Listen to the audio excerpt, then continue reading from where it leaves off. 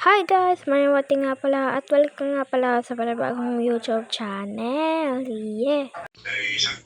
Ito yung sapatos guys, tapos itutuloy ko na yung pants. Nakat yung aking video guys.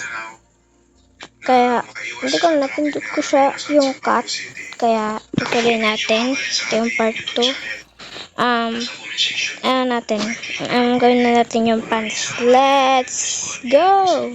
So guys, ito na yung kanyang pants. Diba? Ganda. Pero, saan na tayo sa damit niya? Let's go! Point. So guys, ito na pala. Medyo bitin nga lang kasi meron pang space dito pero okay lang yan. And, dito na tayo sa hardest part. Sa ulo.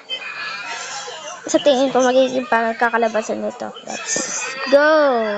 So guys, ito yung ginawa ko. May mukha na siya. Tapos ito po siyang puffer fish. Right niya siya guys. Malaki siya. Tapos yung kanya mukha natin palpak. Pumangit. Tapos nalagyan ko din ng mga wool yan. Mga wool. Brown ito. Ito na lang pala ginamit ko. Na terracotta white. So yun lang guys. Thanks for watching. Marian out. Sana mag-enjoy kayo. Bye bye.